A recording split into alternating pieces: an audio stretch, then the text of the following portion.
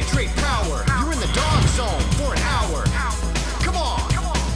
You know the number. 1-900 hot dog. 1-900 hot dog. 1-900 hot dog. Yeah, 9,000. Welcome to the Dog Zone 9000, the official podcast of 1-900hotdog.com.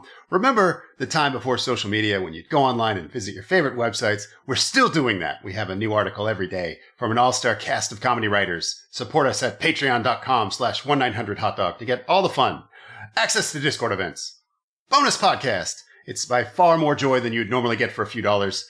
I am enduring World Web legend Seanbaby from the internet, and my co-host is Bulgebusters runner-up for Mr. Wow 2018. He's Robert Brockway. You know what? I deserved that runner-up. God bless you, the winner. You deserved that one. Here's a Brockway fact. Conor McGregor and I shop for clothes the same way. No follow-up questions. I think I know what you mean. Way too small from a person you just beat to death. Yeah, I get it. Yeah. Our returning guest is a director, filmmaker, and 5-time full Mr. Wow, William Sellari. Well, welcome back. Thanks, guys. Thanks for having me back.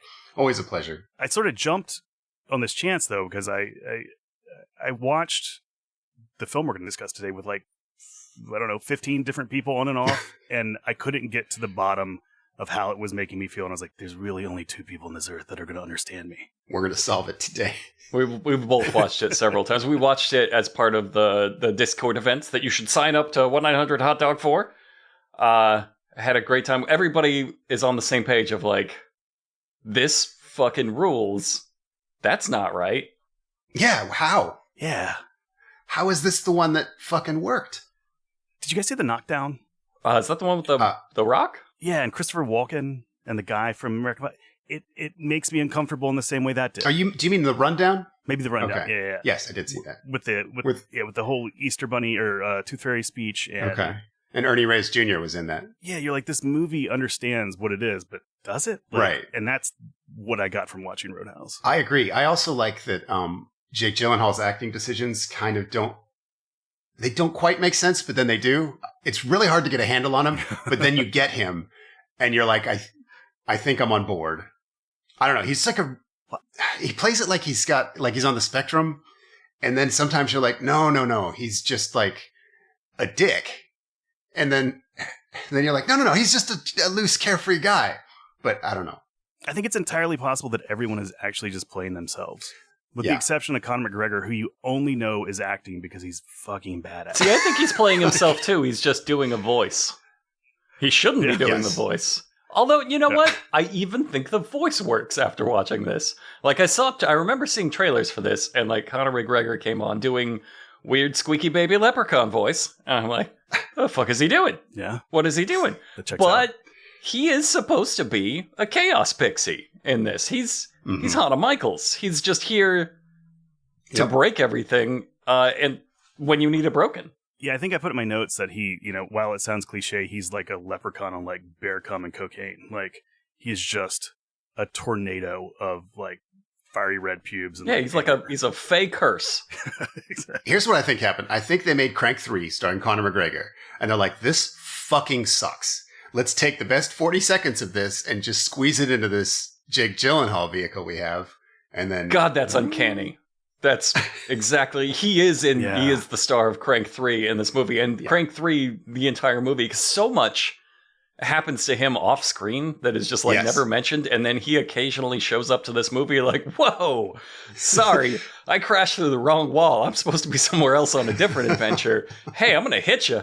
Yep. Well, and again, and if as art imitates life, if you told me that was true and that it was a biography on McGregor, I would believe it, because Crank 3, I think, is how you describe everything Conor McGregor post his boxing match. It is just a series of cocaine binges and steroids till the finish line. And major whimsical disasters. Yeah, this is a real story about Conor McGregor. I'm an MMA fan, so, I follow Conor McGregor. He's a great fighter and a complete psychopath. And so he was, before this fight, he wanted to intimidate his opponent. So he like flew over a bunch of his thug friends from Ireland and they like menaced the UFC bus. And like no one was really reacting to it the way he wanted. So he picked up a wooden pallet and threw it at the bus, shattering a window and like scratching up the corneas of one of the other fighters, completely unrelated to his drama. And so he had to pull out of the fight. And so here's Conor McGregor just like fucking up an entire UFC card with just criminal outbursts, because he doesn't like have a handle on, I'm an intimidating fighter versus like I'm a complete maniac psychopath.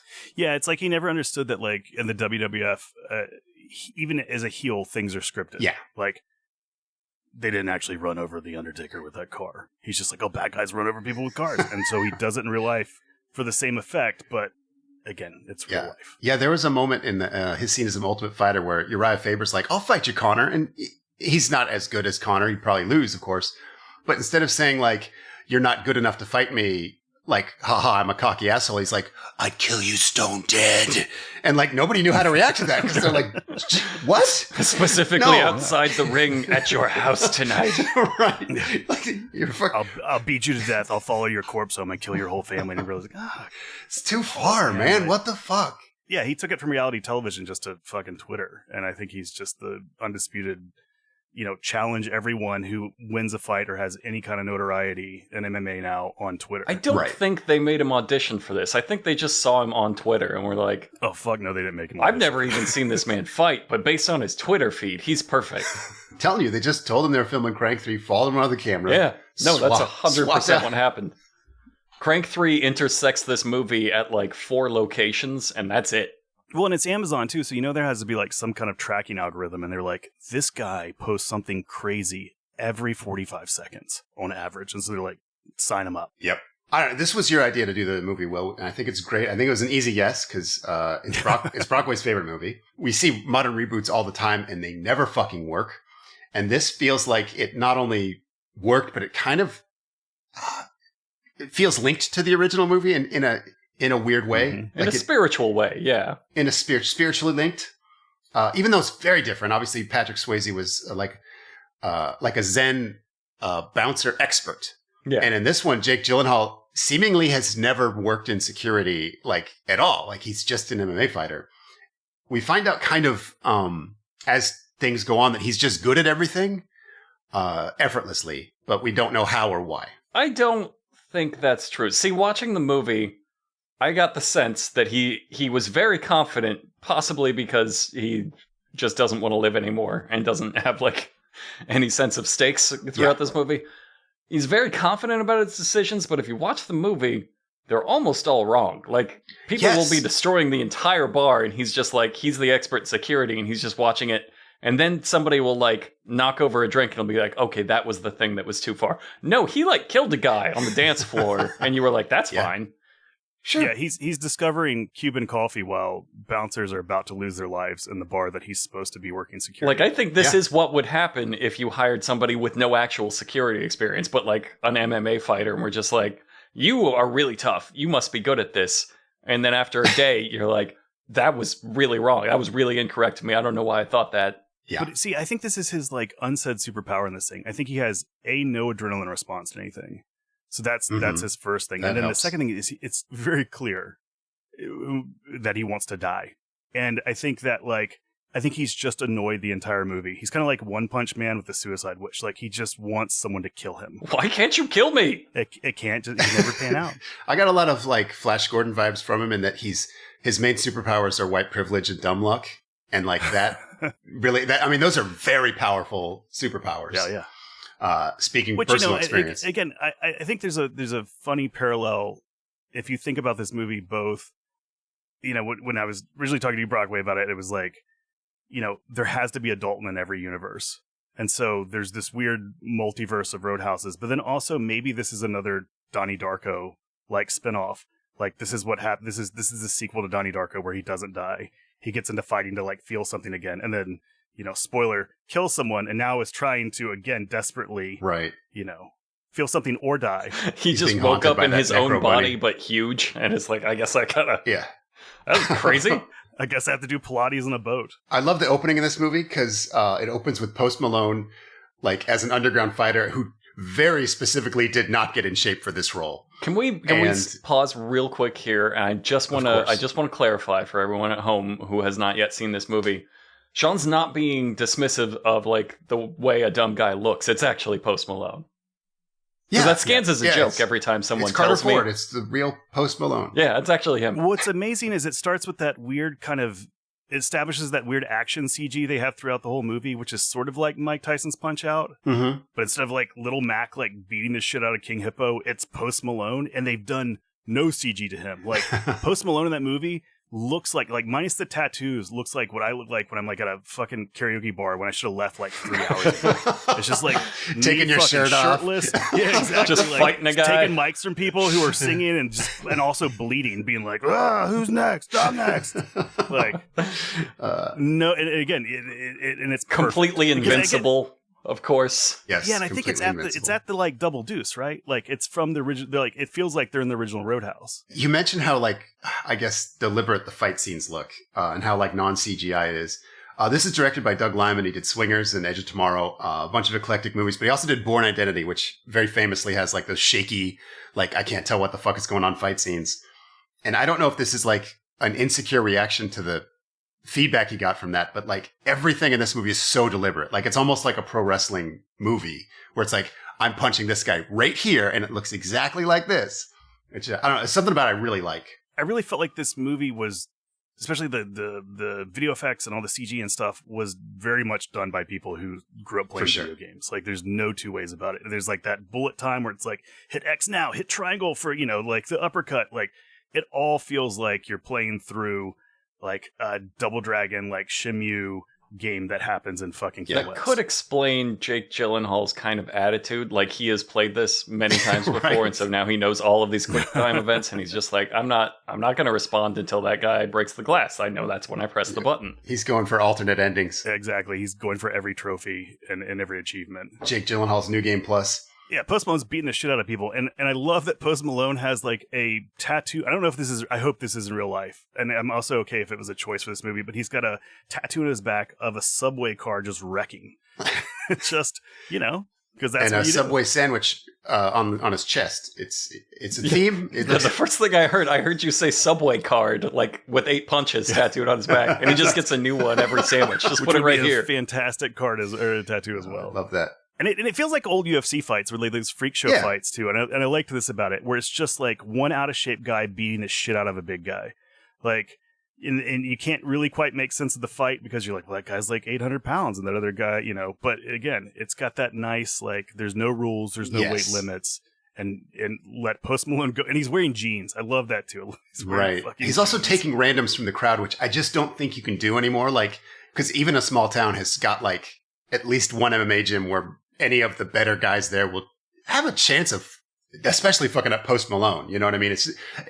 We don't live in a world anymore where you can just say to a bar of 100 people, "I could beat anyone up here." Like you probably can't. This sort of brings up a thing that I kept feeling like was either just super bad writing, or intentional, or maybe again is like Duets or any movie that like takes a genre from reality, or it's a specific type of genre film where like they take something from reality and blow it so out of proportion that it's in a universe that doesn't exist anymore. Like Over the Top and arm wrestling.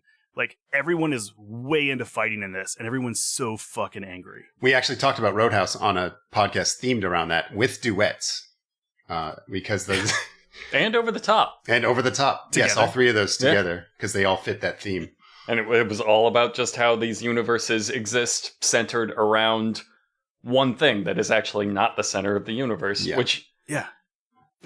Well, hackers, cocktails, like they're all very much, and it's got that same feel. Because again, there's a lot of people in that bar, and I get maybe they're out in the middle of Missouri or wherever, and there's nothing, and that's like just the local thing. But then they're also, if you look at that crowd, it's like 90% dudes. Mm-hmm. And again, when they finally get to Key West, it's like 90% dudes that live in that world. And I have a feeling that this is just a world devoid of women and just full of everybody being fucking mad all the time. That's what happens if there's no ladies around. It is Kansas. It's Kansas. Jake Gyllenhaal is running this grift where he shows up, just cut to fucking shreds, And he's like, I'll take the fight against the guy who will take all challengers. And then Post Malone's like, I'm not fighting him.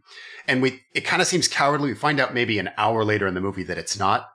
Obviously, you should probably watch the movie before you listen to the podcast. But we find out much, much later in the movie that Jake Gyllenhaal is a UFC champion, and B, murdered his good friend in the ring with punches. But so everyone's like legitimately scared of him, not only because he'd fuck him up, but like you might die. Well, and I like that there's this moment between Post Malone beating up number 6 and then, them, trying to egg on the audience for number 7. And the guy goes, "It's winner take y'all, just a bucket of money." That's what you're fighting for. As Jake Gyllenhaal walks in. I want bucket money. It feels kind of like Reacher, where some people fuck with him, where you're like, do you not know what you're doing here? So some guy comes up, he's like, "Hey, you just lost me a bunch of money," and he stabs him, and it does zero damage to Jake Gyllenhaal. He just no response. It's fucking 0 to 60. Again, it's this dark elder god universe where it's like it's a Cthulhu made out of steroids, and so everybody, again, like, I just lost a bunch of money. It's not like, hey man, you owe me $500 now. It's just, how am I gonna get this back? I'm just gonna stab a stranger. Just like the that. Scariest stranger. It does pay off because it establishes, very early that this man cannot be killed by stabbing. And as we will find out later in the movie, that's true. Yeah, they call it back. Yeah, this is actually a setup to another scene later. It's technically good writing. Agreed. I don't know if they meant it. It's a weird Jesus reference too.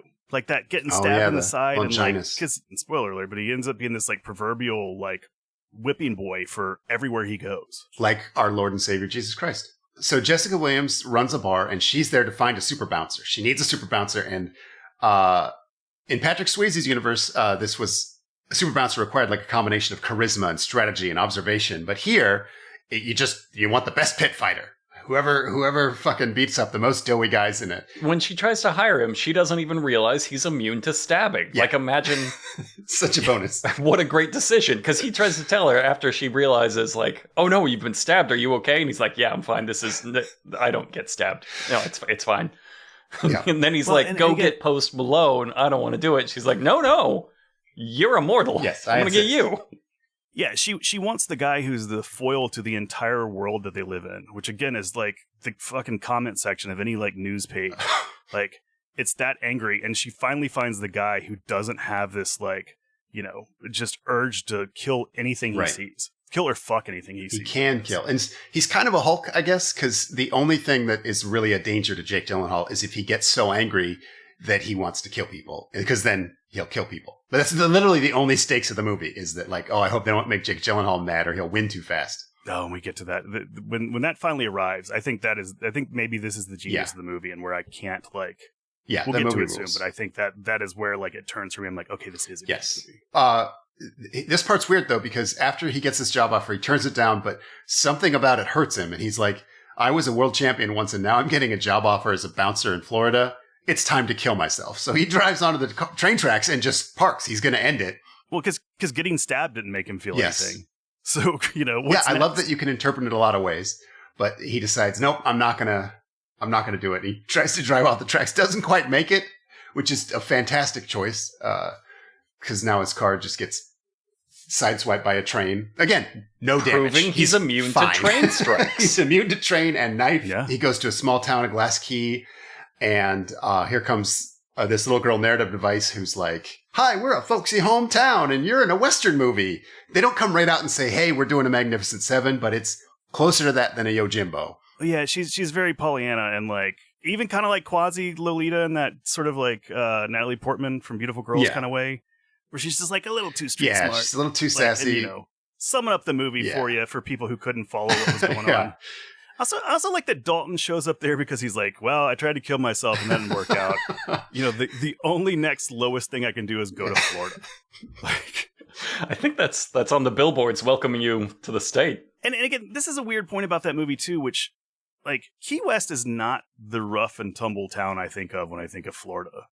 Like, had this movie been in like Floribama, you know what I mean? You'd be like, yeah, of course. If they're like gator wrestling, but no, it's like a nice little bookstore with the sassy girl running it.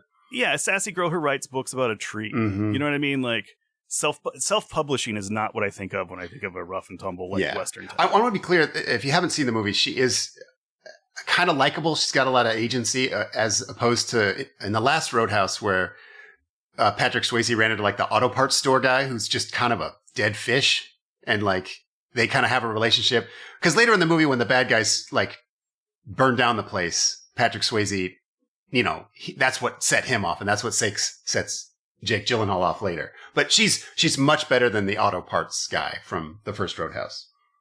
I don't know. She's easily the second best actor in this movie. Stan Red forever. Yeah, you like Red.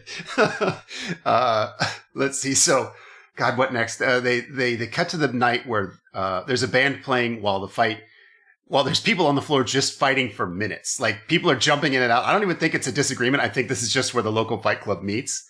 And the bikers show up who've been terrorizing the place, and they're just outrageous dicks, instantly wrecking furniture, knocking over drinks. Just bullies in a way that could not work in our reality, because there's 40 guns in this bar and 7 or 8 of them would shoot them. But it's that.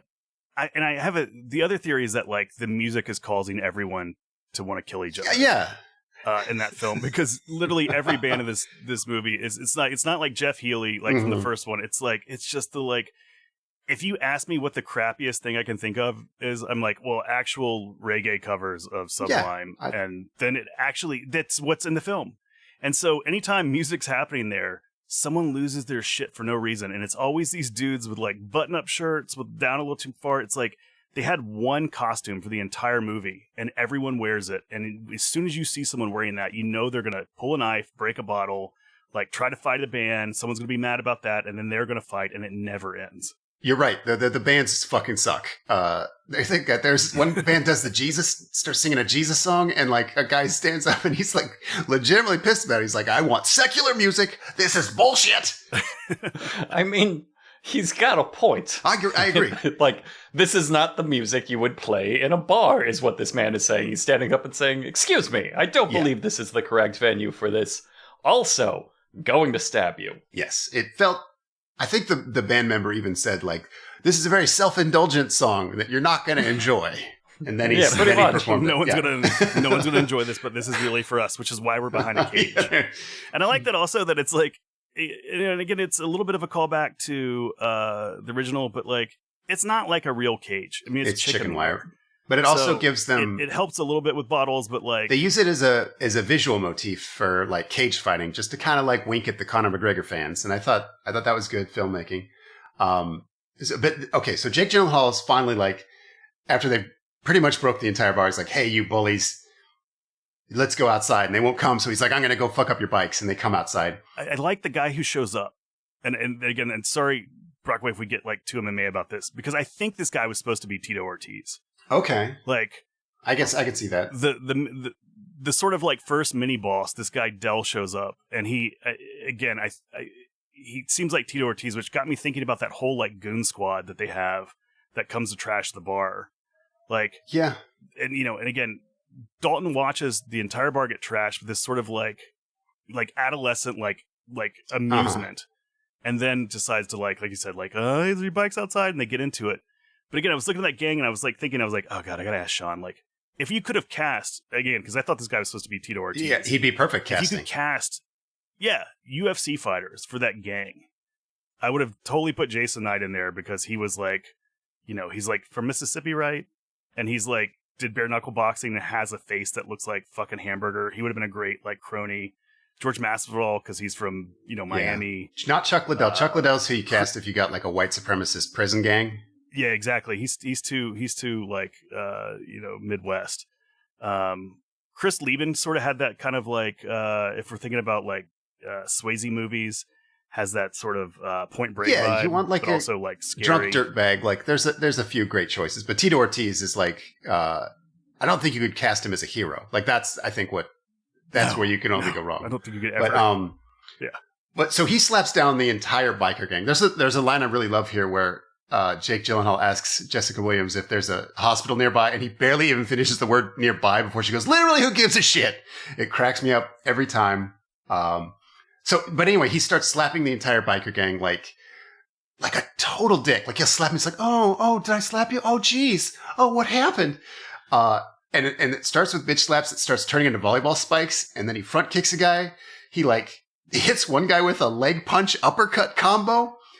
He does a takedown that starts as a tie clinch, but then he just picks the guy up by his head and slams him. There's not even a name for it. If it was a judo throw, it'd be called the Koshi Fuck Yuma. He just grabs him and turns him sideways by his face. I love it. There's that weird self-awareness, which I don't know if it's Jake Gyllenhaal's acting or his approach to this, but like, you know, they go outside. Again, it goes from 0 to 60. And he's like, I'm just asking you guys nicely to leave. Like with this like fucking Oil of Olivier just being calm.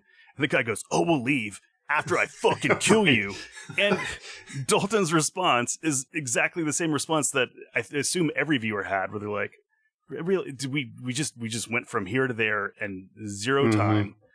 And you know, again, it's that I don't know why everyone in this movie, and I don't know if it's bad writing or again, it's an alternate universe, but everybody has that same like when a libertarian gets pulled over and they're like, my Fourth Amendment rights, fuck you. And they're like, hey man, I was just going to tell you your gas thing was open. He's like, no, fuck you, man. You can't arrest me for a 21 gun salute. Like it's that mentality about every single interaction between two men in this movie. Like from start to end. I think it's because they're doing something. I mean, it's very clearly because they're doing something with toxic masculinity and like how it devours you is the sort of theme behind this. And great to cast Conor McGregor in that movie. Like you have to address Conor McGregor. Because it did eat him alive. When he was younger, he seemed kind of humble and nice, and then. Yeah. And now he just like shows up to training in like $8,000 suits and says, hey, you fucking wieners, this isn't $8,000. He's doing like the Job. He would never believe you if you told him like, this is a movie about the dangers of toxic masculinity. He'd be like, what are you talking about? I'm sorry. He'd be like, what are you talking about? Say, no, it's a movie about how fucking cool my dick is. This is a Thursday. Everybody is escalating because of toxic masculinity. And like only Jake Gyllenhaal is the one man that is not affected by it, and that makes him the most dangerous of all, which is a weird decision. Like, if you want to be truly dangerous. These, like, teenagers cut me off one time, were, like, trying to fight me and all this kind of stuff, and, like, I really tried to stay as calm as I could, and I was like, I will kill these kids. And my friend in the car was like, what? You know, like, Harry, what are you going to do? And I was like, man, like, teenagers don't know shit. Like, you don't understand, like, grown man strength until you're, like, an adult and you get in a real fight, you're like, oh shit, this isn't like wrestling in the backyard or whatever. You fought men when you were a child? Yeah, exactly. Well, but my friend said a thing, he's like, you know, the thing about grown man strength is you go to grown man jail. And it's like, again, Jake Gyllenhaal's the only one who understands this. And there's that moment where he's fighting the gang where like you see him start, you know, it's kind of like, again, he does some cool like action movie shit where he, you know, he arm throws the guy and whatever else. But then like, when he's beating up Tito Ortiz, like he's punching his head into gravel, like over and over. And you're like, oh, that's real violence. Like there's a difference between like performative, like breaking a pool stick over an egg and be like, fuck this place. And like actually getting almost killed because some guy gave you like multiple concussions in the park. Well, I would argue that like, you know, obviously the bad guys are the toxic masculinity guys, but like Jake Gyllenhaal has a way that escalates it maybe worse than if the other guy like is puffing his chest out. Like he's so quietly contemptuous, like as if it's almost cute that you think you can take him in a fight. And it's like real because obviously this guy's a way better fighter, but like you kind of don't have a choice but to fuck him up if a guy's acting like that. Like he absolutely is not de-escalating, I guess is my point. But he has like the illusion of it. It's like, this fucking dick. God damn it, now I gotta fight you. I threatened to kill you. You could have been like, we don't need to do that. Let's all head home. And then everyone gets to go home with their faces still attached. But yeah, now I gotta show you how far I can take this without actually killing right. Yeah. But yeah, it's toxic in every direction. And it's so funny to me. There's a guy named Mo, Arturo Castro from Broad City.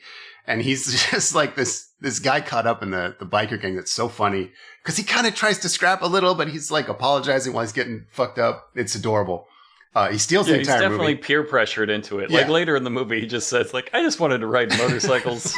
And like it's such a beautiful. This got away from me. Yeah. I don't know what's happening. It's hard to meet people. There's a part I like where he drives him to the hospital because he is kind of a good guy.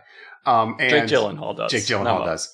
And he like takes him into the ER and he's like telling them every single injury that he caused. Like he's this Sherlock Holmes bone wizard. But we find out later, like, no, he's an idiot. He's probably wrong about every single one of these diagnoses. There's another weird nod to like this alternate world that they're in because they're listening to Kokomo in the car, which again, that Cocktails being another movie that just doesn't exist in real life. And yeah, when he gets them there and he's sort of explaining everything, like if a sadist brought in a bunch of people that he almost killed to an ER and was casually explaining to the nurse what you did to them, you would call the police. You would think. Like, just like, in no time, you'd be like, oh man, I'm just going to politely listen here while I press a panic button. Well, again, that's not this universe. Yeah, exactly. This world. And what it leads to, though, is meeting your love interest. Yes. Like, not going to jail, not suffering any kind of consequences. It's how you meet the love of your life. Yeah, the hot doctor's like, I should call the cops, but she kind of accidentally falls in love with him. And he's just taking abuse with this aw shucks attitude. And again, this is a big difference between how they play, because Swayze was very zen and mysterious and like flirty. And Gyllenhaal is a full Encino man. Like he almost don't think he has a sex drive for most of the movie. Well, that's what's great about, you say like he seems very on spectrum, because like it's like he can't tell a lie. So she's like, oh, you're just a rage-filled dickhead who like hurts people, for fun. He's like, actually, it was for money. She's like, oh, like pedantic. Is that better? Oh, well, that makes me very horny. Yeah, exactly. Well, it's fine then. God, he's already being stalked by the enforcers. I would skip ahead, I guess. He gets a home. He lives in a houseboat called The Boat. And they warn him about some kind of an ocean super croc, which it fucking rules because it is real foreshadowing, not just some sort of red herring. But it's like 30 minutes into the movie and we finally see UFC footage. And it would be possible, if this was your first time watching the movie, that you would not know he was a pro fighter until now. Like, there's no evidence of it. He could have just been a traveling, like, karate maniac. Well, this is also how you know that this is like Amazon money making this movie. Like, aside from that, they probably paid Conor McGregor as much as they could have paid the entire, like, bare knuckle roster to be in this movie. Like, Dalton walks out to Enter Sandman, which is like the most obvious walkout song, but like never used, because I'm sure it's like the fucking Beatles and Rolling Stones or whatever. To license that is like astronomical. But again, since it's Amazon money, they're like, yeah, fuck it, do it. And I also think that all these scenes are Dalton both having, post-traumatic stress and flashbacks, but I think he's having nightmares that he's actually Luke Rockhold. Like, the impression that I got in every one of them is like, oh, he just watched a lot of footage of Luke Rockhold. Like, he's a little too handsome, and he's like pretty good, and his like anger and like stage antics are pretty performative. This part's really weird for me because the bartender girl comes in, he's like 90% nude, and she has like this giant bag of food, and she's like, oh, don't worry, don't put on clothes, I got brothers, don't even worry about it. And it's like, right, but like, do you not have a sex drive? I don't think it works like this. Like, for instance, if I was to barge into a woman's boat and like change her underpants, I wouldn't say, it's okay, I have daughters, I brought you 7 burritos. She's not really thirsty in this movie because she's like one of 5 women in this town. So like, she's getting it too much. She can get sex whenever she wants to. And another great thing about watching this on Amazon is, when you pause it, it brings up the X-ray thing. Her name in the movie is Laura, but her real name in real life is BK Cannon, which is such a fucking better name for someone in this film. And I don't know why they switched it. Like, they're like, you need a real name instead. What's interesting about that scene is that like suddenly everyone is familiar with Dalton. And again, what's interesting about her walking on the boat like that is, again, she's the only person who doesn't really want to fuck him. Like her and Frankie, even like that, even like the other bartender there is like, hey man, Dalton, I know who you are. And then like, it proceeds like this. Every scene after this, everyone who sees Dalton, they're like, hey, man. Oh, hey, Dalton. Like the gas station owner, that weird looking like John Waters guy. Like, it turns into this almost like Wicker Man movie where suddenly the entire town like knows Dalton and wants to fuck him. Well, yeah, a few people have like, they make it clear he's kind of famous, but also like, this is a town where the main bar is a fight club. How would you not know the UFC champion who also killed the guy in the ring? Like, I feel like he would be one of the most famous people on the planet Earth. Yeah, well, it seems like the bar would be structured around him, like he's the draw. Yeah. Like, come meet Dalton. He'd be signing autographs. Absolutely. So he goes to the bookstore to use the computer because he doesn't even have a phone. I do like that. We run into the bikers again. They're like terrorizing everybody in the strip mall. we finally meet the main villain, and he's fucking great. Billy Magnuson. Just full creep. He's like a Tito Ortiz. You could never cast him as the good guy. I was so sure that the guy's name was going to be Brad. Like, it's close, if right? there was ever a human that had, like, exactly, who had just, like, an absolute Brad vibe. He's a Brad. It was that guy. I thought it was incredible, his choice to play it. Again, I all throughout, I think, I can't tell if it's entirely on purpose or not, but people's choices in their performances are so good and so, like, memorable and inventive. From Jake Gyllenhaal being like, oh, I'm playing a Zen himbo. To me, that's like Mr. Rogers with like a sarcastic Mr. Rogers. Like, I would never have called that. And then the main villain is playing it like he is really bad at evil, but he knows that and he's very frustrated by it at all times. And that makes for such a good character that all of his plans, every little power move he tries to do goes wrong, and he's just like, God damn it, I wish I was better at this. Yeah, it's like he's more mad that he's not a sociopath, which is a weird... right, he wants to be a bad guy in this universe, but that takes so much. Well, and this is a weird nod that the writers do also. For a second, I was like, oh, this is just Barron Trump. Like, he lives on a fucking yacht in Florida, he's into real estate, his fucking dad's in federal prison, like... He's, he's got all his money because of nepotism. He's in charge of, like, fucking goons. He wears a fucking kimono. Like, I was just like, oh, it's just Barron Trump grown up.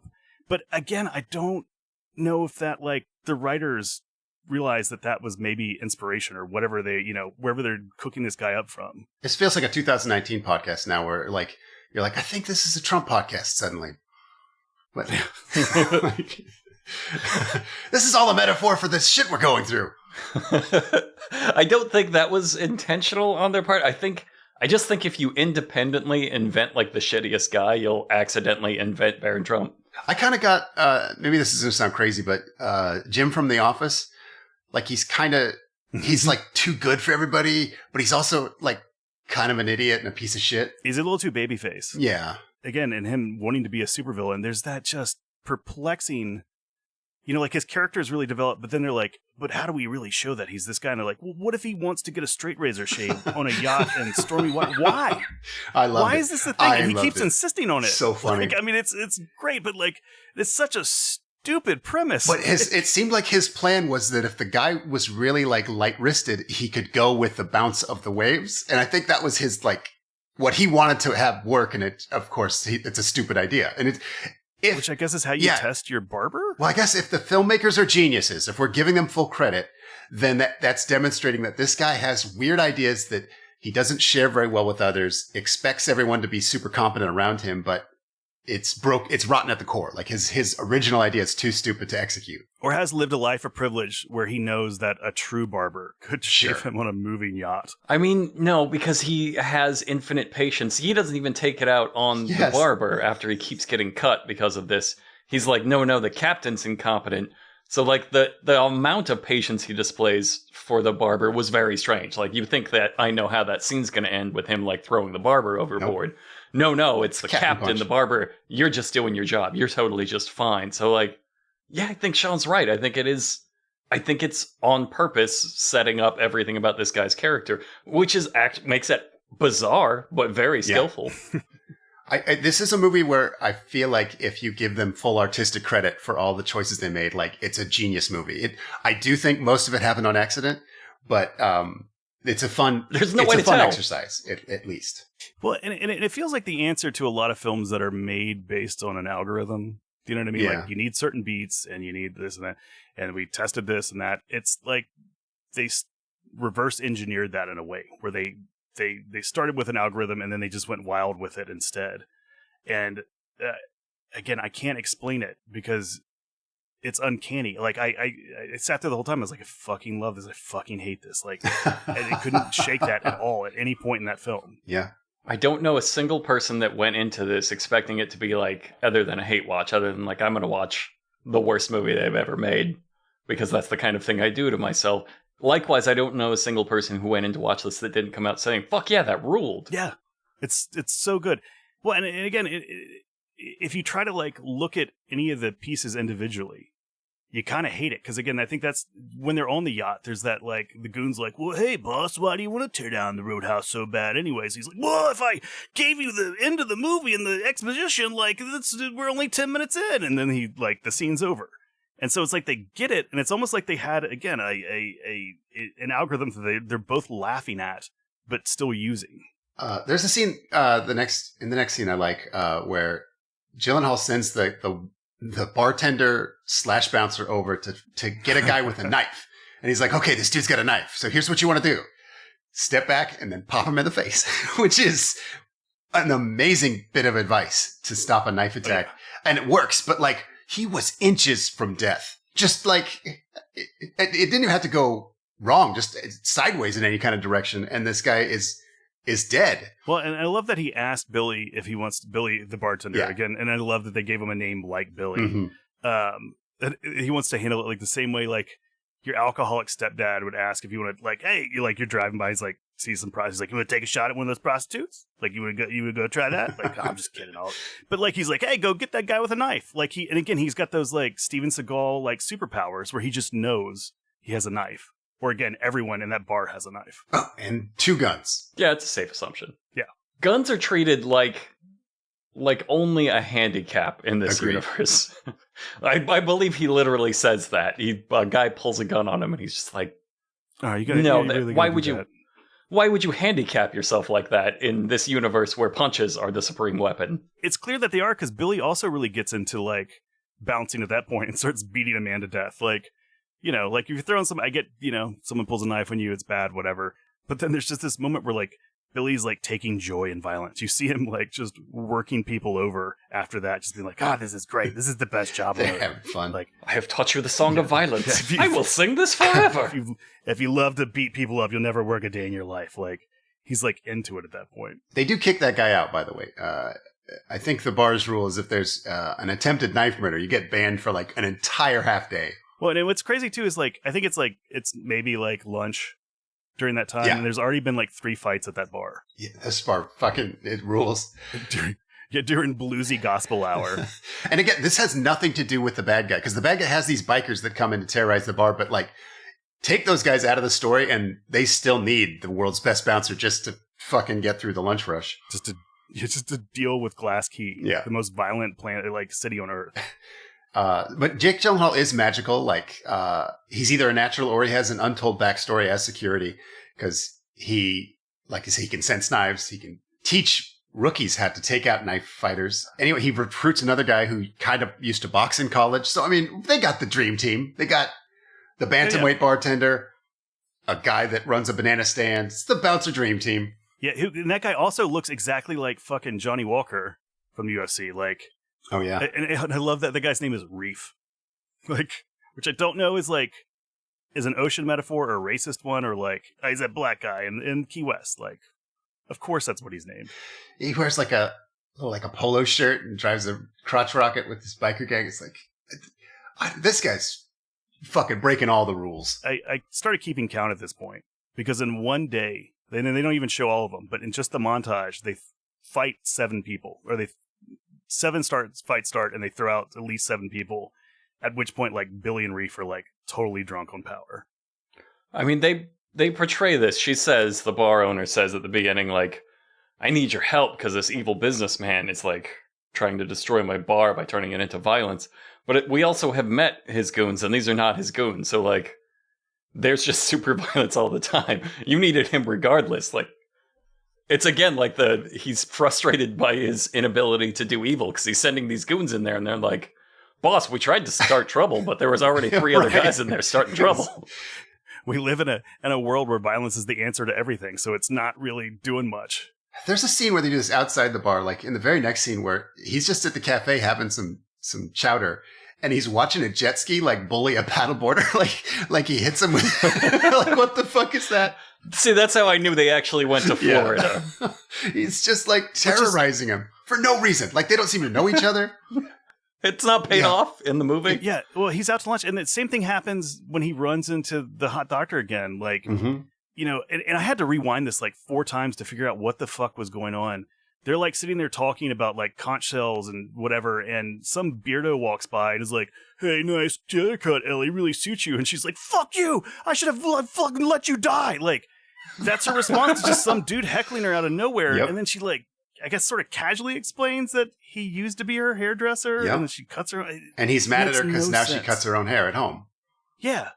Which is such a fucking weird thing to write for no reason. It's just setting up that this is the endless conflict universe of just you can't do anything anywhere without it being a fight. Yeah, everything is literally governed by like constant violence. They have a flashback here where they go to an actual UFC event where Jake Gyllenhaal went up and did like a weigh-in, and I took a little clip here. I know Brockway likes this, where Jake Gyllenhaal slaps his friend before the fight, and this is what he says. Just a little slap. Just a little slap. just a little slap. So he's a dick. He's in the movie. We see this character who's like numb to emotions and adrenaline, but apparently he used to be a giant dick. But then he killed his friend and like Used to be. I see. Used to be more of a. Only the tone changes. Yes. Like he has murdered his friend and like has become jaded with violence and is like no longer wants to be that guy. But he did just slap like a bunch of people and might as well have said just a little slap. Yeah, and it's almost worse that he's learned it. Like I think that's the kind of scary part about it. It's like there's no hero's journey from him. Like he went from, like not being such a great guy to killing his friend to like trying to kill himself to like grifting, bar fights to just like beating people up for fun in parking lots. Like and then his day off he reads fun tourism books. Like he's still a nice guy who does Pilates. He gets run down on the highway. The Tito Ortiz like just hits him with a truck, and then he like survives he falls off this bridge and just swims home. But the guy's waiting on the houseboat. He's like, "Damn it! I didn't want to have to kill you with the shotgun because it's way easier to explain vehicular manslaughter than shotgun murder." Of course, it's not easier when So he missed him. Yeah. It's Dell. It's the main goon. Mm-hmm. And he tried to run Dalton over. He missed him. And so what he did was he threw his truck into reverse. And he has one of those super trucks that can do 100 miles an hour in reverse. It's amazing. And so he blasted backwards down the highway at 100 miles an hour and launched him and the truck through the guardrail into the sea. And like, that's not going to look like an accident if you're doing 100 miles in reverse and then launch through the guardrail. Yep. If there's skid marks showing how you splattered a man. Like it's going to look more like an accident if you shoot him on his own houseboat with a shotgun. Yeah, you could come up with 1,000 stories to cover for that. Well, I also like that he hits him with the truck, throws the truck over a bridge, either sees him go off the bridge with the truck or watch the truck fall on him, and then goes back to his house and be like, "Well, maybe he didn't die." Yeah, like it's a curious. That one's not going to take. Yeah. And then again, when they get back to the boat, he's like, "Oh, of course you're not dead." And again, Dalton like just laughs at death. He's like, "Please just kill me. Like, you be the person who kills me. Like, I can't let myself die, but you can totally kill me." And it still doesn't happen. And here's where the croc attack pays off. He beats the guy up, just easily tosses him out the window, bashes it open with one hit, throws him into the ocean with the other, throws his gun in the water, and the guy's like, "You fucking idiot, I'm just going to swim down and get the gun and kill." Gator attack. Yeah. Amazing. Dalton gets a manslaughter assist from the crocodile. Yes. And then, God, I don't know if we cut immediately to that old guy who goes, "Won't find the body. Crocs hide their food." Thanks for that. Amazing. See, I have a theory. I think in each movie, I think a pivotal but underrated part of like any Roadhouse from the original to this one, if you were going to do it, you need to have one totally out of context awesome thing that is like just there to be used, to be like a cool moment, and everybody's like, "I don't know why this exists." In the first one, it was the monster truck. They were like, "Fucking, why is there a monster truck? That's wild." Well, you used to see this in 80s movies a lot, and even into the 90s where like a good script would get picked up and they'd bring a producer on, the producer would be like, "You know what's really cool is tarantulas." And they're like, "Yeah, this isn't really a movie with," and they're like, "Yeah, but maybe if we just put it, like, it feels like that, but it's not." Like, there's, again, it doesn't serve as any kind of exposition. It's almost like a red herring. And I feel like, or again, it's just to explain that even like the crocodiles in this town go from 0 to 60 for no fucking reason. They're like, "Oh, there's a man in the water, kill him." Like, Not going to check it out. Not going to give him a nip. Just fucking toxic crocodile culture. Yeah, it goes right from fucking like a guy falls in the water to like a hot tub bubbling full of blood in no time. God, I think at this point in the movie, they're trying to like turn it into a mystery. For like 2 minutes, they just give it a shot where Jake is like, why is everyone trying to kill me? And he like goes to the bookstore and he's like, so like it's not for drug smuggling. And I don't think I even noticed this until the third time I was watching the movie. It's like, oh my God, are they trying to do like a mystery? What the fuck is the point of this? I love that it's like the Charlie like Dalton detective agency, like trying to work it out on their like 1990, internet. Jake finally, like an hour into the movie, realizes there's a main bad guy. The guy's like, come with me with a gun. And he does the thing we referenced earlier. He like easily just breaks his finger after this speech. Your gun, you can't even do gun stuff if you break your fingers. Like, what are you talking about? You're not setting up a finger break, are you? I'm just going to say, here you go.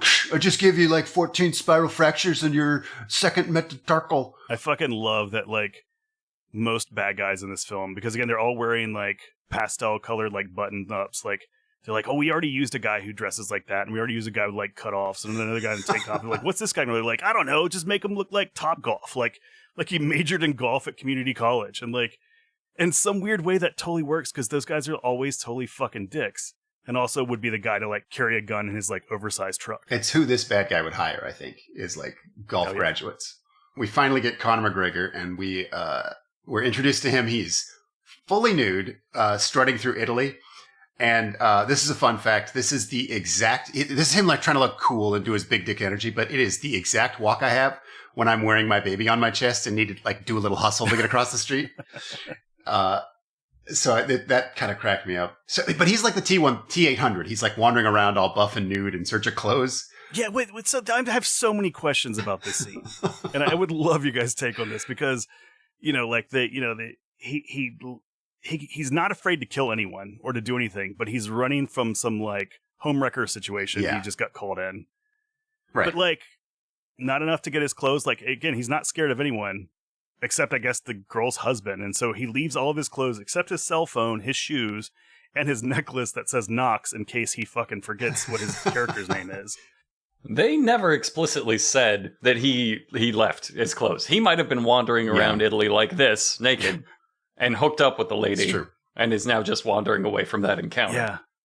Yeah. Well, he blows. He's a full chaos gremlin. You can't tell what he's doing. As a character and an actor, like he's so bad at acting, but it kind of works because I don't think this character is supposed to like exist on the same plane of reality as anyone else. Right. He doesn't even carry himself like a human being, like the way he walks and moves and smiles at you. And like, it's perfect for this, where his job is just to be a force of destruction that intersects the script occasionally. Yeah. Well, and it's great that you can't act on it. It's perfect. And since he's like made of like 2/3 cocaine, like every line again carries that, intentionally or not, carries that same like violence tone of the whole film. Like he gets that call and the guy's like, "What are you doing?" He goes, "Clothes shopping." What the fuck do you care? Jesus. It's just such a bizarre, first of all, he feels the need to tell him, but then he's like, "Fuck you! Why are you asking me like what I'm doing?" Like, it's just, again, it's if he wasn't so bad at the delivery, I would never assume that he's acting in this film. Next, we get another weird moment because Jake Gyllenhaal and Ellie are having beers like on top of the ocean. There's this weird shallow reef, and she kind of starts flirting with him for like the 20th time in the movie, and he finally realizes, like, wait, what the fuck? Are we on like a date? I have to get the hell out of here. Which is wild because I guess I don't know. Maybe he just can't fuck.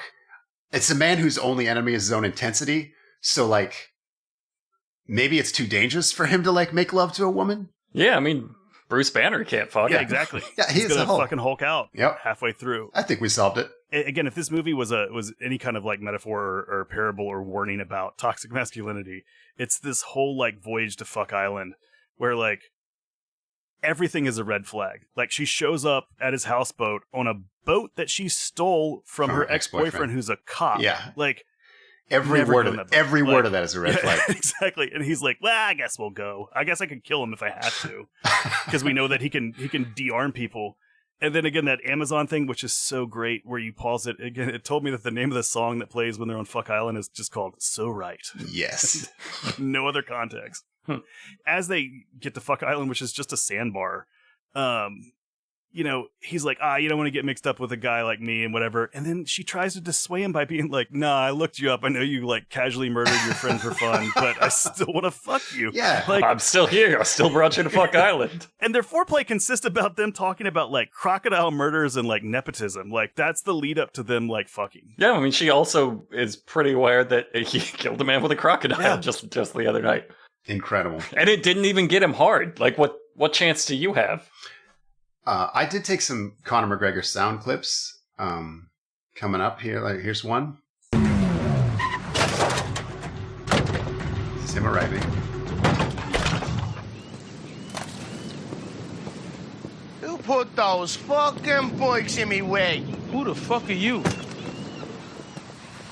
Shh. Thank you, God. Sandwiches. I'm fucking famished. All that's crazy. Yeah, I feel like the way that he wrecks a car every time he drives one, especially in this thing, is a metaphor for like the end of their date. Like, again, he's got to kill someone or watch someone die to get a boner, and she's like worked at an ER so long that like, and pulled I don't know how many like conch shells and like Corona bottles out of like people's fucking butts, that like she's probably into some like crazy weird shit. And the only way they can show her explaining that is by showing Conor McGregor speeding down the highway in a sports car and then wrecking it. Like, it's such a perfect metaphor for their like weird sex. He does crash every vehicle. I love that he's just in a scene from Grand Theft Auto. Like, it's not even a story scene. He's just somebody fucking around. Because he's just constantly grabbing a car. You're like, where did he get that car? There's no possible explanation for it. He's not been paid yet. He's just like blasting around, leaning out the window like a dog, almost dying a bunch of times. He crashes it and wanders over to like recharge his health with sandwiches. Yep. Yeah, well, you know, and again, he traded a headbutt for the jacket he stole earlier. So you're absolutely right. He probably definitely stole that car. Yeah, he has a student driver's car later, which after we've established that he probably beat his way into all of these vehicles. So he killed some kid just to get the driver's instructor's car. And their teacher. Oh, yeah. And their like tech ed teacher who happens to teach driver's ed. His whole life is just what takes place immediately after a save. But again, and he's like that ultimate embodiment of like, you know, like you can't light a cigar with like a $1 bill. Like you gotta, you know, that mentality that like Conor McGregor probably has in real life. The way that you like don't give a shit about a sports car or anything nice is you just wreck it any chance you have. And like, it's just a way of life for him at that point. Like a douchebag, and so he has like different status symbols. Like his status symbols are not like, look at how well I take care of myself. It's like, look at how expensive this thing is that I can destroy. If I met him doing any of these things, like if in this world, I would assume he was Zeus in disguise. Like this is the kind of thing Zeus did to just fuck around with mortals. Well, and you know, and he wrecks that car and thinks nothing of it. But again, gets delighted by sandwiches and a fucking golf club. Because like the things that feed him or can be used for violence are the only like material objects he actually cares about in this film, or his like tiny like Gucci pants. Like other than that, like there's nothing that you can see that like brings him joy other than things that exact violence or sustenance. It's so perfect. He's a great chaos. He's the prince of the chaos gremlins, and I love him. I did also notice in that scene that he has Knox, Knox, Knox tattooed across his stomach also. Fantastic. Like, in case lifestyle. In case he has to do a memento, he's like, what's my name? One of these three. All right, here's another clip. I'm sorry, who the fuck are you? Hey, I got a message for you from your father. A message. My father, and what is this message? Just a little punch in the face. From your father. All right, got one more. Just a little punch. Just a little punch. We're gonna kill this guy. If he's already dead. Once Knox is on the job, it's over, baby. It's just a matter of when. Yeah, you're right. I'm sure. I'm sure you're amazing. Amazing. So that's Conor McGregor. It's clear that Brent lives on a yacht, but also has this house, and he makes it clear in that scene that it was his like dad's house, and like they've turned it into some weird fucking hippie commune, and he's upset about poor people, I guess. And like, again, what's also really great about that scene is Conor McGregor has clearly been there before, and is like, this is my squat also, and again, exacts the same kind of big dickery you think he would, showing up to like even like a hotel he's been at once. Speaking of big dickery, Jake Gyllenhaal's girlfriend, her father is a cop. The local chief of police is played by Joaquin de Almeida from Desperado. His name is Big Dick. And of course. Which means that Conor McGregor definitely thought this was his character, so he showed up for all the wrong days of shooting. But anyway, he is going to execute Jake Gyllenhaal. I'm not even quite sure why. I guess to get him out of the way so that the bar can be more effectively terrorized. But he's going to just shoot him dead on the street. And then Ellie comes up and slaps her dad right in the face while he's in the middle of this, like, extrajudicial execution. What's great about him being called Big Dick is that, like, you can almost tell, like, in the script that they wanted, like, it's like Boss Hog, but not Boss Hog. Yeah. And they're like, Big Dick. And they're like, that's funny, but we'll use it as a placeholder for now. But they never went and changed the name. So he's just Big Dick throughout the entire script now. And because they don't really explain it, why he's called Big Dick. It's not like he carries a big gun around. I mean, he's sort of like, he's like, I'm the sheriff around these parts or whatever. But like, you know, and he kind of threatens, I guess, like you said, you know, he threatens Dalton a little bit, who is clearly still unshaken by death. Again, Ellie shows up. Turns out Big Dick's her dad, which explains her, like, a little bit of her, like, fearlessness and having sex with someone that she knows has sent countless men to her own ER and killed a man. Conor McGregor and Jake Gyllenhaal finally square off because Conor McGregor has this awesome idea to go to the bar and terrorize it. No one's thought of this before. So he goes in and he's like, this roadhouse is mine. And then he, like, steals a guy's girlfriend. And it is... You're like, okay, put that in the script. That's great. But then they show it for like an uninterrupted, like, minute and a half shot where he takes her to the dance floor and then they like fucking have like a 7th grade fast dance. It's almost like a nod to that scene in Kickboxer. Yes. Yeah. Where it really is. Like but it doesn't serve anything other than be like, oh, we saw that movie too. We know you guys probably saw this movie. They dancing like it's a Mormon sock hop. And, then he remembers, like, oh, right, I'm here to terrorize. And he smashes his face through the chicken wire and tells the band, hello, band. Very menacing. But this gets everyone going. They're like, finally, bar fight. And they just start punching each other in the face. Like, the people they came with. The first guy who said this, punched who is clearly his friend in the face. It's the best. This is why people come to this bar. Yeah, and it's clear that like that band is that old time like bluesy band is just like Old Man Death. Like even the guy is just sitting there playing a fucking washboard, being like, it's time for fucking killing again. And I love every bit about that. And I love the lead up to that where like Brent goes to the bar first, and they watch a video of Dalton kill someone together. And again, this is that writing thing where, you know, Brent goes, you know, like they kind of joke, like, I don't know, man, like what inspired you to kill somebody? And he goes, you know, what are you doing here? And Dalton's just like, well, what are any of us doing here anyways? And then that's it. Yep. And then that's your lead up to Conor McGregor, like showing up as this kind of like force of nature. He's just like Jake is bored sitting at the bar, like Bruce Willis in a bar fight movie. Just I'm not getting paid to stand today. But yeah, so he gets called out and fights his way over like he's in Final Fight. This is just a 16-bit fighting game. It is. I absolutely have my notes. Like, Connor tells his backstory like it's a bad video game villain. Yep. I did have a clip of what he says to him. It's really good. You're going to love this. You know I got sent here special. Just for you. Well, you brought all your friends with you? I thought you might miss having an audience. I was trying to be thoughtful. Like on pay-per-view. 25 quid. Watch me pulp your face! Just a series of unrelated sounds. Yeah. He speaks English, right? Like, because it sounds like he's putting that together phonetically. Like, I would think pretty good try if this was in like a Godzilla movie from the 1950s. Yeah, or he was improvising it. Yeah, or he didn't know his lines and like, this is the best it's He going to be. has to be improvising or just remembering like the wrong sheets from the wrong script. 25 quid, pay-per-view. Like, that's not how much pay-per-views cost.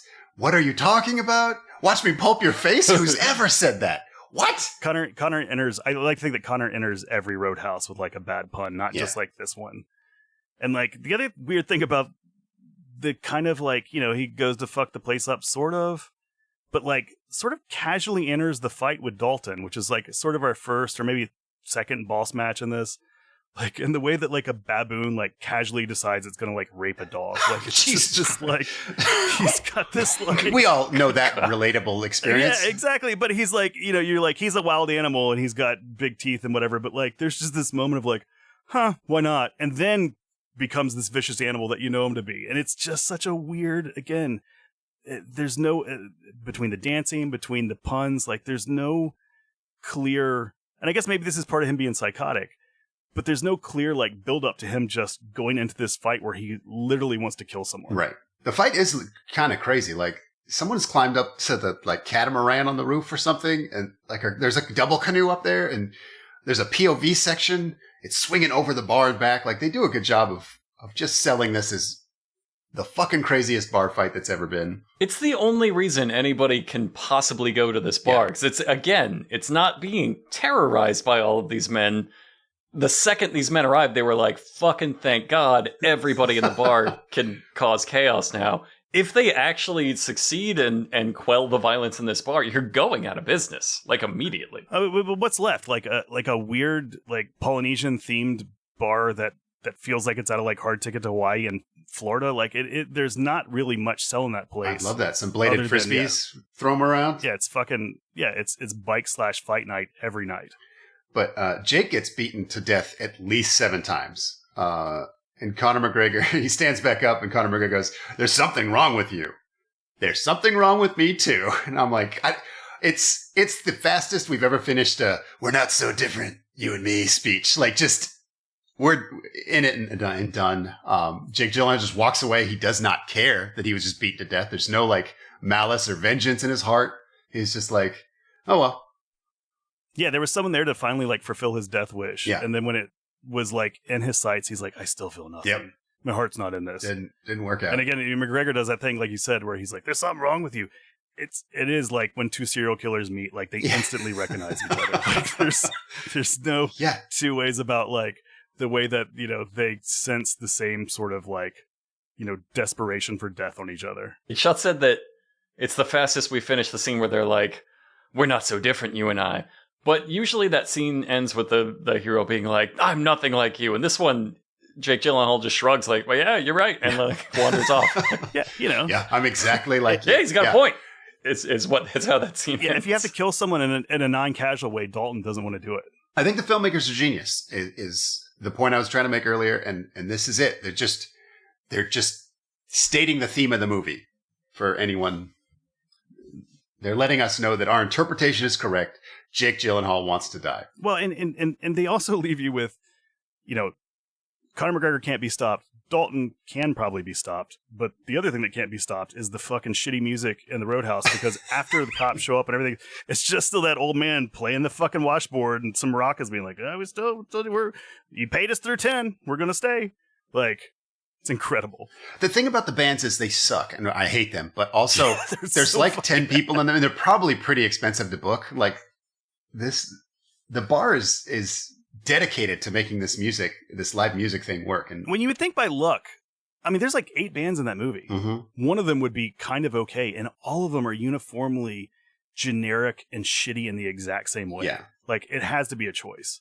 Like, it has to be the cheapest, group of like guitar instructors from a local like guitar center that they could fucking hire to like do this, because they're like, I don't know, play something bluesy. Like, here's another generic blues riff, or here's a song by Sublime you all know. Like, it is almost shitty intentionally. I think this is actually a case of them doing maybe too much of their research. It's just like with the jet ski bully earlier.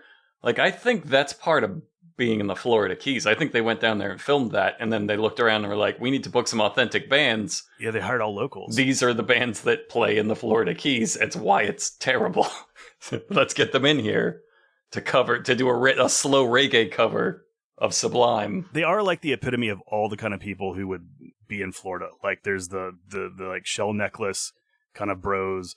There's like the old guys who cashed in their like 401k for like fucking Harleys and the bluesy like shit. Like, it's in full force, and it's all encapsulated by those shitty bands. So Jessica Williams is now bullying Jake Gyllenhaal. She's like, "Oh, you're so afraid just because the law enforcement and organized crime are trying to murder you? All you have to do to live is leave this shitty contract, the details of which I lied about, which is up in a couple days. You're such a coward for leaving." It's very frustrating. But then he tells her that he is afraid, basically just of the monster inside him. Which comes out because now the bookstore has been burned down, which was the one good thing in this movie was the pure heart of this young girl. And so he goes straight to the bad guy's base on foot. One guy's like, "Hey, I'm going to kill you." Just throat punches him, just murders him with a neck punch. Yeah. And then this is where the movie goes from like second degree to first degree murder. Yeah. So this is a Roadhouse 1 reference, obviously, from the neck tear. And Jake Gyllenhaal, remember, he's a bone wizard, so he knows that he collapsed his aorta and neck butt. Well, he starts to explain it in that kind of way that this happens later too. Like he's explaining it in sort of almost like that American Psycho way. Yes. During that scene with Huey Lewis, where he's like, this just happened for you, and you get this like weird impression. And maybe it's not so weird, but that like this isn't the first time like Dalton has killed an entire like village of people. For sure. Like he's like, this is just how it starts, man. Here's the cool ways that you die, and now everyone's gonna die. Maybe he and Conor McGregor are the same character before and after a save. Like he's trying to play through the game. Oh, that makes sense. Yeah. Normally. But then too much bullshit happened. It's time to just riot and wreck everything. And then he'll reload and be normal again. Be sensible again. I found it interesting that this was the first guy, I think maybe the only guy he intentionally kills.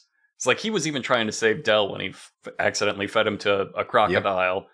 We are very much shown like he has not intentionally killed anybody, but this was a line too far, and now he's going to kill. He doesn't again. He does like hurt a lot of people.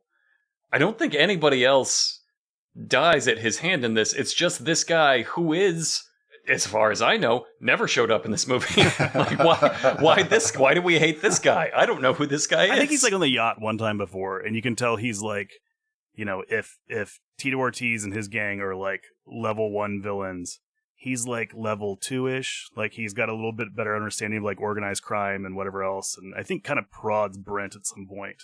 Yeah, it's like I'm going to show that he has lost his mind and he's like been pushed too far. So he's going to walk up and shoot the third guy from the left. Like, why? Why that guy? What's happening? But yes, a switch has been flipped inside of him. And he is now like a very capable murderer. Like he knows what to do. He's not like, "Oh shit, what do I do with this dead body?" He picks up the wet corpse, throws it in a truck, and it's part of a plan he's already hatched. He's already executing on it. He knocks out a cop and steals all the payoff money that the cop had. He takes the cop's gun and he fills the corpse that he just killed with bullets. And the cop is like, "Dude, what in the fuck are you doing?" And Jake is like, "You guys pissed me off, so here I go." I actually took a clip of this. They'll know those bullets didn't kill him. Just confuse him. I'll tell him it was you. Oh, okay. You know what, though? There's a real possibility you won't remember any of this anyway. Wait, what? When you've been fighting as long as I have, you know the power of a concussion. A real whack can really knock the short-term memory out of you. Something about how it takes a memory a couple minutes to get to the long-term part of your brain. I don't know. Anyway, you and I have only been talking for about a minute and a half. I don't understand. Oh, what's that over there? So then, just a couple minutes later in the movie, we get this scene. He wants his money, the money you took. I didn't take any money. My deputy told me. You were talking some shit about short-term memory. Oh. Shit. Yeah, I did take it.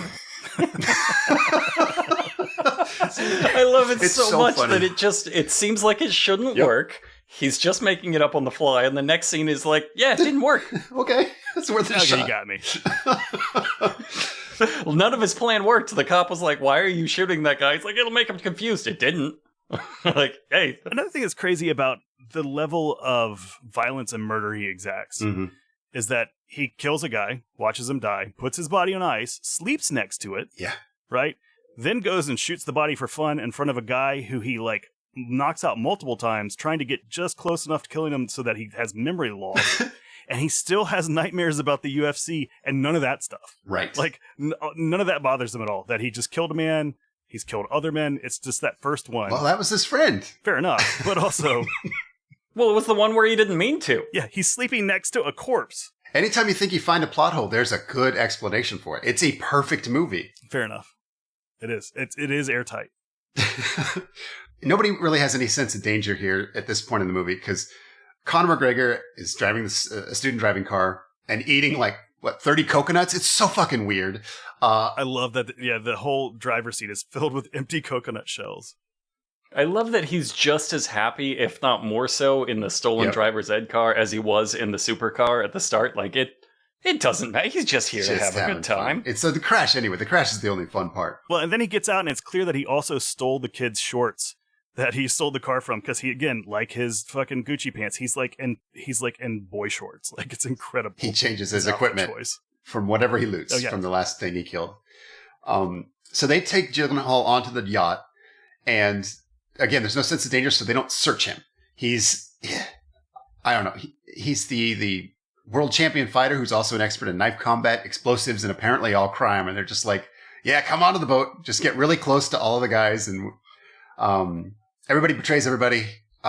It's great. When I like they have this like building anticipation, kind of like the biker and Raising Arizona of like Conor coming. Yeah. You know, he's on his way to the boat too, and he's gonna blow the boat up. But again, in that same way that he's like, oh yeah, you fucking, yeah, right. I was actually lying. Dalton just like does it for him. He's like, Connor's on his way. Like, I'll just blow the boat up for you guys, and just blows the boat up. So he blows it up. He saves Ellie. They actually have a boat fight. Some guy challenges him to ocean combat. That guy's a fucking maniac. Loses instantly. Like, right, no prayer. He uses that guy to block Conor McGregor's boat. He like holds his head up like, here. Take all the damage of Conor McGregor's boat attack. Well, and I love that like this whole scene is like a checklist of like just crazy shit. Like the boat blows up, Dalton punches a guy for no reason, just like is walking off the boat and just punches a man. Then there's a man on fire, which is just fucking awesome as it sounds. It's just, these things like there's no context, there's no lead up.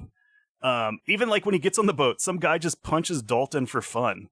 And Dalton laughs at it the same way like you do, knowing that like Dalton can't be killed. Like, it's just a matter of just violence for violence sake. It's fantastic. So the bad guy's plan is now to just go blow up the roadhouse right now with his boat. He's like, fuck it, I'm going to go kill the roadhouse with my boat right now.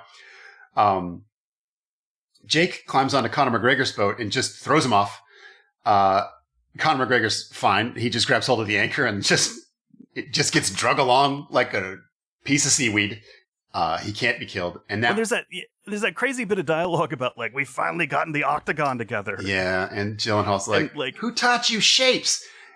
Yeah, I'll allow it. But it's almost like it's almost like a weird like TBI thing. Like, you're trying to kind of figure McGregor out and you're like, oh, it's a joke about how he's in it, but it's not. Like, it still doesn't work. It's just trash. It's the fucking one of the rare misses in the movie. I think he might write those lines. I think McGregor might have written those lines too. Like, you know what I mean? Like, he's like, what if I said this? And they're like, all right. I don't think anybody wrote any part of his lines. I don't think they knew he was going to do them. I genuinely think this would make for a great art movie. I think they wrote a very carefully scripted movie, and then at like 3 or 4 points in the movie, they just had a blank page, and they're like, when Conor McGregor got on set, they're like, do whatever. Yeah, have fun. Just do some shit. You're crazy. Break something. And he did. And then they're like, all right, now we've got to rewrite around what he just did and try to hold it together. When I think, yeah, again, he sort of inserts his own stuff in that, because also after Dalton knocks him off the boat, he just sort of Iron Man's his way to safety in a way that makes like no sense. He's just happy to like swim a couple miles in some tennis shoes and climb up a ladder. He's like, oh yeah, he's alive. He's fine. Like, of course, why not? There's a scene where Jake Gyllenhaal's in the little rubber like speedboat, and then he's going up against like that big fucking pleasure craft. It's a lot like Rambo 3 when the tank and the helicopter are going to run into each other, but Jake is in the helicopter, and everyone remembers that the best Rambo from 30 years ago. So they smash into each other. Jake's boat just gets vaporized, but he like gets flung up with cartoon physics onto the top of the big boat.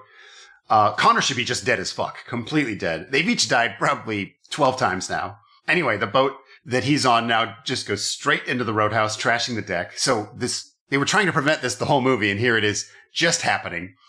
Bad guy gets a harpoon gun. Gyllenhaal takes him out. To demonstrate also a sign of his classism. He walks around with some spearfishing. It is a real preppy thing to murder somebody with, for sure. And then follows by crying about like work and money. Like that's his like villain speech to Jake Gyllenhaal when he's going to kill him with a spear gun. He's like, my money, my job, I had a development. McGregor comes crashing into the bar with a truck. And now we get like the final fight, which is just a squelchy, insane, like capoeira fight for a bit. Conor powerbombs out of a triangle into a piano. This turns the fight silly because they start bashing Jake Gyllenhaal into a piano, and he can be like, oh, this piano's out of tune. And now I think that his fun meter sounds good to me. Yes.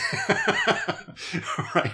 I think this refills Jake Gyllenhaal's fun meter, which is like he's like a reverse Hulk and a regular Hulk. So he's invincible when he's happy and when he's enraged. There's this weird moment where he almost gets rear naked choked. Yeah. And again, this is where I'm thinking like maybe Conor like had a little bit more to do with this, some of this, at least the fight scripting than I thought.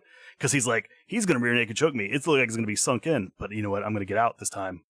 Not going to have another like Nate Diaz on my like back. Like, I'll show them. That's true. That could be a Diaz reference. Yeah, Conor seems full of himself enough to think that like, if I say the word octagon on a boat, people are going to fucking really pop. You're like... but yeah, so they call them Easter eggs. Easter eggs. I'm famished. Yeah, there's a weird, like, again, some choices in that last fight scene where Dalton is like framed by stained glass at one point. Mm-hmm. And again, it's like very Jesus, very like Wicker Man scene. They get in a huge fight, and then, Conor again stabs him in the side, calling back to the beginning part. Yeah. Which all feels very, like I said, I genuinely can't tell if it's intentional or not. Like as a callback? Or just as like a whole choice about the way that thought we agreed it's kind of like, everything is intentional. It's true. He's the martyr of Glass Key. And they try to rub it in as hard as possible. Conor escapes a rear naked choke and stabs Jake Gyllenhaal with a chunk of wood in his previous stab wound. Will, you think that's a Jesus reference, a Spear of Destiny reference? Oh, absolutely is. You're 100% right. He's the glass, exactly. He's the martyr of Glass Key, the saint of Glass Keys, as it were. There's that whole weird scene where he's framed by the stained glass that's in the roadhouse for whatever reason. Like that big back wall that you never see before then. If Florida had its own Jesus, one of its miracles would be a throat punch. For sure. I mean, oh, yeah. I think this is the punch universe, so like it makes sense that their Jesus is punch based. Like ours is forgiveness based instead of that punches. Fucking a punch based Jesus is my new favorite turn of phrase. Like, by far. There's a part here where like he kind of leaves Jake Gyllenhaal to bleed out. He doesn't know yet that Jake Gyllenhaal is immune to stabs, especially in this one location. So he gets up and Brandt is just fucking like, I'm fussy.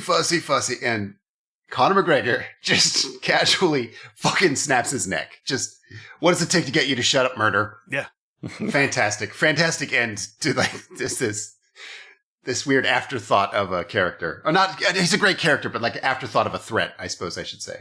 So Jake is almost dead, but you have to remember that he's not just a reverse Hulk, but a regular Hulk. So now he's mad. And he fucking stabs Conor McGregor. I counted 8 times with 2 different chunks of wood. Like a Mortal Kombat Inner finish. Sandman comes back on. Yes. Again, as a callback to his walkout song. And he goes from playing dead to like coming back to the dead and like doing his own crucifying. It's so fucking nuts. So in this universe, which is punch based and not forgiveness based, Jesus crucifies other people. Exactly. That's what a punch-based Jesus would do. You're right. You don't crucify me, I crucify you. It holds up.